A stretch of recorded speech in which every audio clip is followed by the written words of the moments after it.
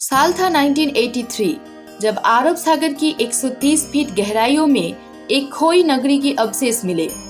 एक ऐसी नगरी जिसमें गोल्ड से बना पैलेस, रत्नों से सजा रोड्स और भव्य मंदिर थे। नगरी के चारों तरफ मजबूत फोर्ट था और पोर्ट पर हजारों शिप्स थे। पौराणिक कहानियों में कहा जाता है कि ये था द्वारिका नगरी, जहाँ श्री कृष्ण का राज था। लेकिन एक दिन ये समुद्र में डूब गई। अब क्वेश्चन ये उठता है, क्या ये सिर्फ एक माइथोलॉजी है या सच्ची हिस्ट्री? हजारों सालों तक लोग द्वारिका को एक कहानी मानते रहे, लेकिन आज का मॉडर्न साइंस क्या कहते हैं? क्या सच में एक समय पर द्वारिका का एग्जिस्टेंस था? अगर था तो ये कैसे डूब गई? क्या इसके पीछे कोई मिस्ट्री है? आज हम माइथोलॉजी, एंशिएंट सिविलाइजेशन के प्रूफ्स और मॉडर्न रिसर्च के माध्यम से इस मिस्ट्री को समझने की कोशिश करेंगे।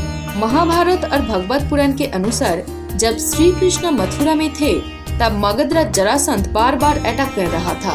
कृष्ण ने सोचा कि अगर मथुरा छोड़ दिया जाए तो लोग सेफ रहेंगे। कृष्ण ने समुद्र देव वरुण से रिक्वेस्ट की और वरुण ने उनको समुद्र का एक हिस्सा डोनेट कर दिया। तब विश्वकर्मा, जो कि देवताओं की ग्रेटेस्ट आर्किटेक्ट थे, सिर्फ एक रात में द्वारिका का निर्माण किया।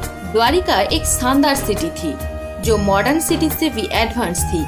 यहाँ गोल्ड से बना 9 लाख पैलेस, रत्नों से सजा स्ट्रीट्स, मंदिर और समुद्र के ऊपर हैंगिंग ब्रिजेस थे। इस सिटी का एक बड़ा पोर्ट था जहाँ हर तरफ शिप्स थे। ये सब सुन के लगता है कि द्वारिका एक स्वर्ग जैसी सिटी थी, लेकिन अगर ये इतनी शक्ति और ट्रेजर से भरी थी तो इसका विनाश कैसे हो गया? आइए जानते हैं।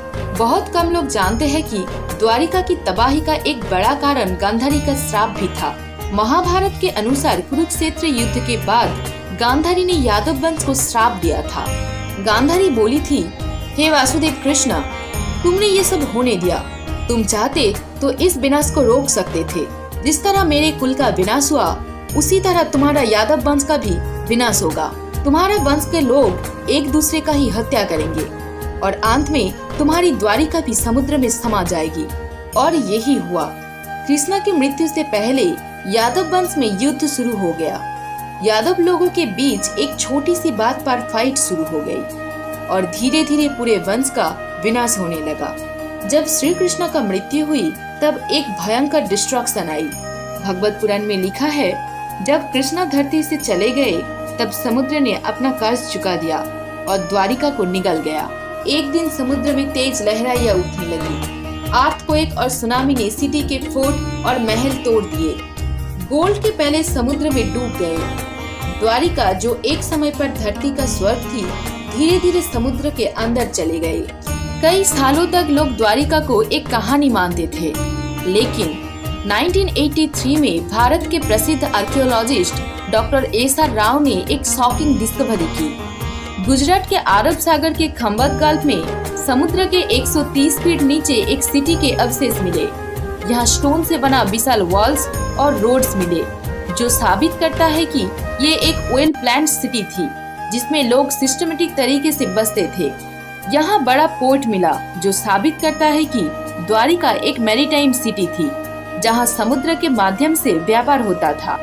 यहाँ 9000 साल पुराना कॉपर और ब्रोंज के कॉइन्स मिले और कुछ प्राचीन मूर्तियाँ भी मिली, जो उन दिनों के धार्मिक जीवन को दर्शाती है। और भी विशाल भवन और पुराने पॉटरी और मूर्ति बनाने के सामान मिले हैं। कार्बन डेटिंग के माध्यम से चेक किया गया है कि ये सब 9000 साल पुराने हैं। ये प्रूफ करता है कि ये सिर्फ एक कहानी नहीं, बल्कि एक एंशिएंट हिस्टोरिकल सिटी थी।